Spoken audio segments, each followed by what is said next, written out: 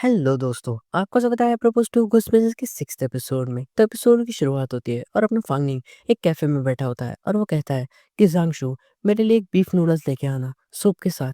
तभी अपना जांगशू कहता है कि फांगनिंग तुम तो आज बहुत जल्दी आ गए, मतलब तुम तो रोज जब मैं शॉप बंद करने जाता हूँ तब आते हो। तभी अपना फांगनिंग कहता है कि हाँ, मुझे जल्दी खाकर बाहर काम करने भी जाना है। और तभी अपना जांगशू कहता है कि ये लो तुम्हारा लार्ज बीफ नूडल जिसमें ऑनियन एक्स्ट्रा और स्पाइसी ज़्यादा। तभी अपना फांगनिंग कहता है थैंक यू मुझे देने के लिए, ये तो बहुत डिलीशियस लग रहा है सांशु। तभी अपना सांशु कहता है कि हाँ ठीक है, एंजॉय करो अपना फूड। तभी अपना फांगनिंग मन में कहता है कि बाय द वे तुमने जैसे कहा था कि तुम्हारी सोल पावर अभी सफिशिएंट नहीं है, बराबर ना? और वो ये अपने घोस्ट प्रिंसेस से कह रहा होता है क्योंकि उसके अंदर घोस्ट प्रिंसेस बैठी हुई है। तो ये अपनी घोस्ट प्रिंसेस कहती है कि हाँ, मैंने मेरी स्ट्रेंथ खो दी है और उसे रिकवर करने के लिए मुझे सोल पावर लगेगी। तभी अपना फांगनिंग कहता है कि तो मुझे बताओ कि तुम्हारी स्ट्रेंथ रिगेन करने के लिए मैं क्या हेल्प कर सकता हूँ? तभी अपनी उसमें से कहती है कि डिलीशियस फूड मुझे लाकर देना, उससे भी मेरी पावर रिस्टोर हो सकती है, या फिर फ़ियर पावर को एब्ज़ॉर्ब करना। तो ये सुनकर अपना फाल्गुनी डर जाता है और कहता है कि फ़ियर, इसका क्या मतलब है? तो ये अपनी गुस्सेस कहती है कि जब भी लोग हमें देखकर डरते हैं तब उनमें एक फ़ियर पावर जनरेट होती है और वो अगर हम एब्ज़ॉर्ब कर लेंगे तो मेरी भी पावर बढ़ जाएगी।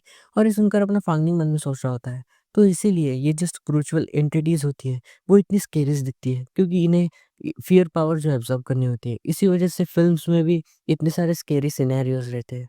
लेकिन जैसे कि मैंने अभी लाइव स्ट्रीम शूट की है, तो उसमें भी अगर वो उस भूत को देखकर डर गए, तो वो भी एनर्जी अपने घोस्ट प्रिंसेस को तो मिलने ही वाली है ना। और तभी वो अपना बाउल पटकता है और कहता है कि ज़ांगशू, ये लो तुम्हारा टैब, और हाँ, जो बिल है वो खाते में लिख देना। फिर अपने ज़ांगशू कहता है कि हाँ, पता है तुम कितना बिल दोगे। और तभी वो दोनों घर पर आ जाते हैं और अपना फ़नी मन में सोच रहा होता है कि ये जो लाइव स्ट्रीम इसने शूट किया है, वो बहुत अच्छी तरीके से शूट किया है। मतलब इसका फ़ोन हाथ में लेना पहली बार है, लेकिन ये अगर अपने फ़ोन को मैजिक से यूज़ करती है, तो ये अपनी स्टेबिलिटी और पर्सपेक्टिव एकदम अच्छे से निकाल सकती है। और ये वीडियो को अगर मैं अच्छी बैकग्राउंड म्यूज़िक दे दूँ और बीजीएम लगा दूँ और अच्छी एडिटिंग करवा दूँ, तो ये वीडियो ज़रूर हिट मानी जा सकती है और जाएगी ये हिट। और इससे घूस बिज़नेस का भी फ़ायदा होगा, लोग इसे देखकर डरेंगे और उसे फ़ियर पावर अब्ज़ॉर्ब करने का मौका मिलेगा। पिछली बार डायरेक्टर वांग की टीम ने मेरे बहुत अच्छा काम किया था। उसने रीज़नेबल प्राइस में काम करके दिया था। तो इस बार भी उन्हें ही करने को दूँगा मैं। और वो उन्हें वो वीडियो भेज देता है और तभी वो अपनी घोस्ट मिसेज से कहता है कि जियांग ली, तभी अपनी घोस्ट मिसेज उसके बहुत करीब आ जाती है एकदम स्पीड में, और अपना फांगनिंग डर जाता है और अपनी घोस्ट मिसेज नाराज़ होती है और वो कहती है कि तुम मुझे इस तरीके से क्यों बुला रहे हो? एकदम रूड जैसे, अच्छे से बुलाओ ना। तभी अपना फांगनिंग कहता है अच्छा ठीक है, तो बेबी कैसा रहेगा? तभी अपनी घोस्ट मिसेज कहती है कि हाँ ठीक है, बोलो हस्बैंड।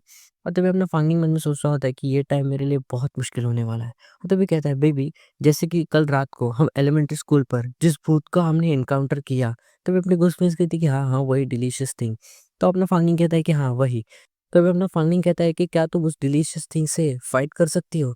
और वो मन में सोच रहा होता है कि जैसे कि मैंने कल वीडियो रिकॉर्ड की थी, वो कंप्लीट नहीं है, तो हम वापस एक बार स्कूल जाएँगे और इन्वेस्टिगेट करेंगे कि हाई-ऑन एलिमेंट्री स्कूल को सच में हुआ क्या था, और मैं उस पर एक पूरी सीरीज़ बना दूँगा।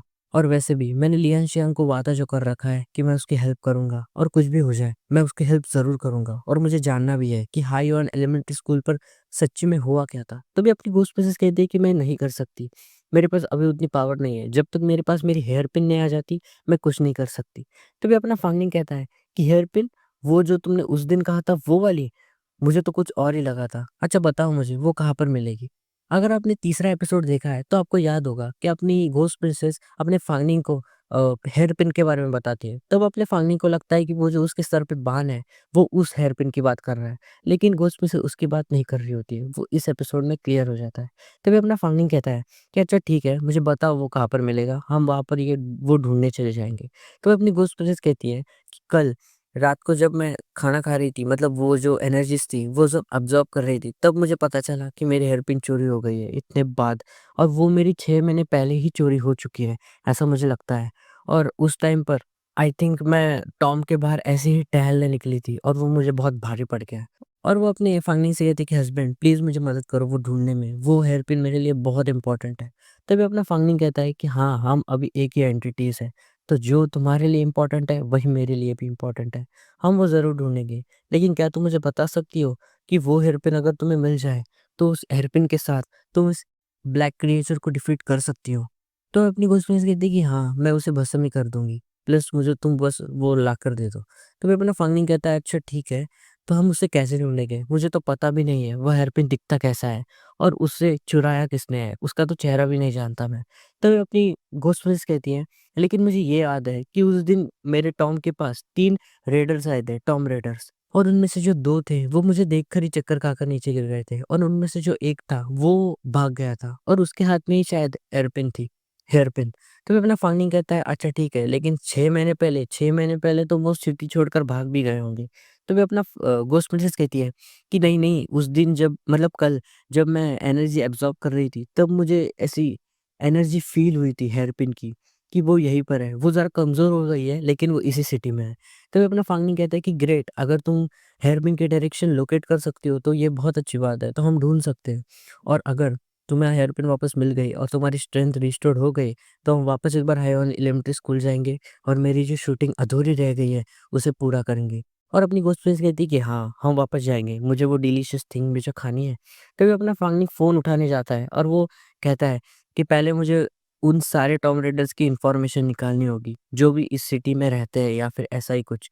तभी वो अपना फ़ोन उठाने जाता है तो फ़ोन पर एक मैसेज आता है और वो मन में सोचता है कि क्या ये मैसेज डायरेक्टर वांग का है? इतने जल्दी उन्होंने वीडियो एडिट भी कर दी। तभी वो मैसेज पुलिस का होता है और उसमें एक हाई अलर्ट लिखा होता है कि रात को बाहर ना निकले, यहाँ पर बहुत खतरनाक चीज़ें हो रही हैं। तो ये देखकर अपना फांगनिंग मन में सोच रहा होता है कि इस शहर को हो क्या गया है? इतनी सारी मिस्टीरियस थिंग्स क्यों हो रही है यहाँ पर? ये गाँव अभी मुझे बहुत स्ट्रेंजर लगने लगा है। और तभी सीन शिफ्ट होता है और हमें ऑफिस बिल्डिंग का सीन दिखाया जाता है, मतलब हमारे डायरेक्टर वांग का ऑफिस। तभी वहाँ पर एक लड़का होता है, वो कहता है कि हमें 2 दिन हो गए, एक जॉब नहीं मिला है, मुझे लगता है हम बर्बाद होने वाले हैं। तभी वहाँ पर दूसरा लड़का होता है, वो कहता है, हाँ, मुझे भी यही लग रहा है। पिछले बार 2 दिन पहले हमें मिस्टर फांगनिंग के साथ काम मिला था, कल रात को, वो जो हमने लाइव स्ट्रीम की थी। तब ये सुनकर वो जो बाजू वाला लड़का होता है, वो गुस्सा हो जाता है और कहता है कि मुझे मत याद दिला वो रात। वो रात मेरे लिए बहुत डरावनी थी। मैं अगर उसके बारे में सुनता भी हूँ ना, तब भी मेरी पैंट गीली हो जाती है। और तभी वो जो दूसरा वाला लड़का होता है, वो कहता है, तुम क्या कहते हो? 1 महीने का काम खत्म होने के बाद ये ऑफ़िस छोड़ दें? मुझे लगता है डायरेक्टर वांग के साथ हमारा रिश्ता भी अच्छा है, वो कुछ कहेंगे भी नहीं। तो वो दूसरा वाला लड़का होता है, वो कहता है कि हाँ, लेकिन अगर इस महीने की कमाई हमारी देखी जाए, तो स्टूडियो का रेंट देने में ही सारा पैसा निकल जाएगा। मुझे नहीं लगता हमें कोई सैलरी मिलेगी, तो हमें यही काम करना पड़ सकता है। तो वहाँ पर डायरेक्टर वांग आ जाता है और वो कहता है कि जॉब्स आ रही है बेटे, जॉब्स आ रही है। तो वो दूसरा लड़का होता है, वो कहता है कि डायरेक्टर वांग, क्या मतलब जॉब आ रही है? तभी डायरेक्टर वांग कहता है कि मैंने सारी डिटेल्स अपने वर्क ग्रुप पर पोस्ट कर दी है, तो जाकर वहाँ पर देखो, ये काम हमें फांगनिंग की तरफ से मिला है। तब ये सुनकर उस लड़के की फट जाती है और कहता है कि फांगनिंग?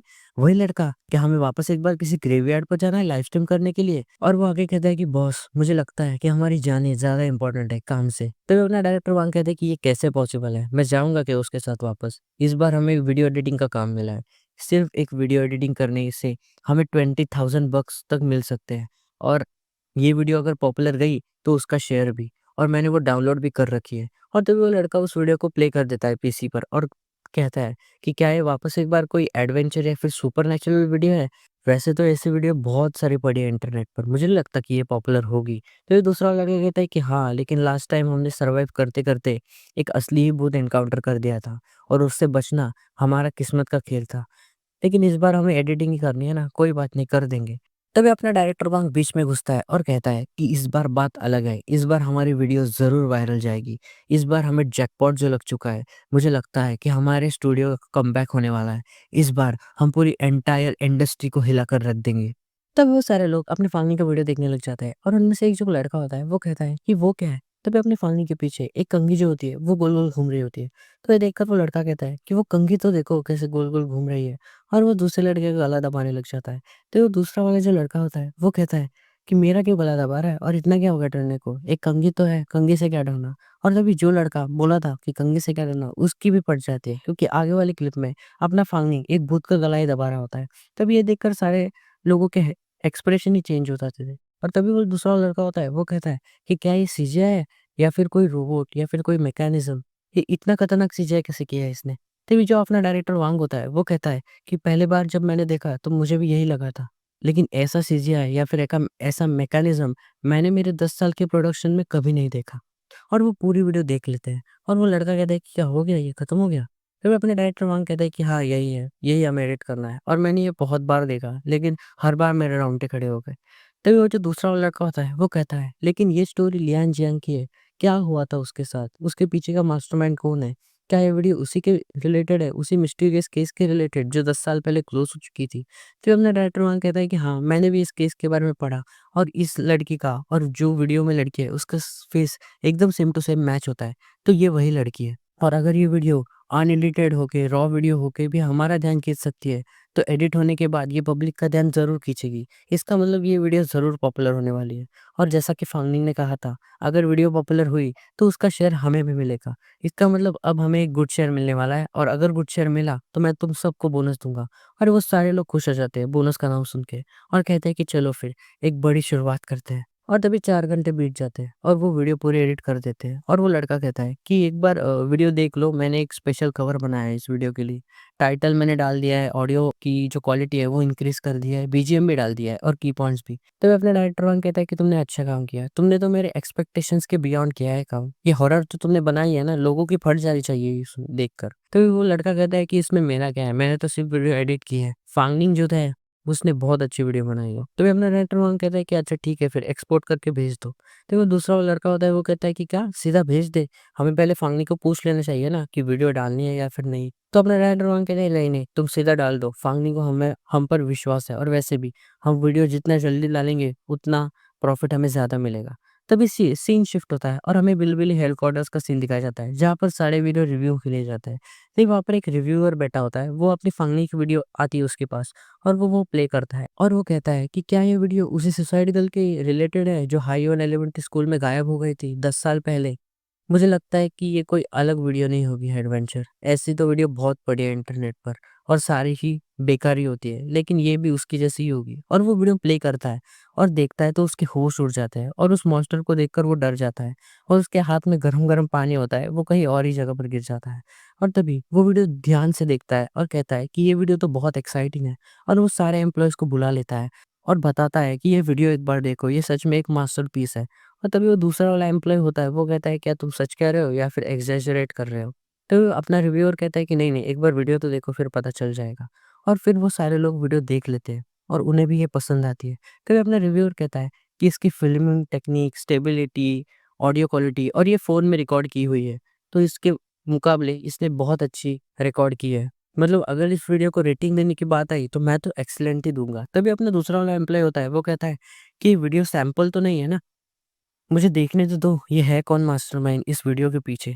और तभी अपना सीन शिफ्ट होता है अपनी फांगनिंग के पास और अपना फांगनिंग अपनी घोस्ट प्रिंसेस से कहता है कि जैसा कि तुमने मुझे क्लूज़ बताए थे कि 6 महीने पहले कैसे तुम्हारे प्रिंसेस टॉम के पास 3 टॉम राइडर्स आए थे और उन्होंने तुम्हारा हेयर पिन चुरा लिया। मैंने उसके बारे में इन्वेस्टिगेशन की और मुझे पता चला कि एक दिन पुलिस को एक टिप मिली थी उन विलेजर्स की तरफ से जो तुम्हारे प्रिंसेस टॉम के इर्द-गिर्द रहते थे।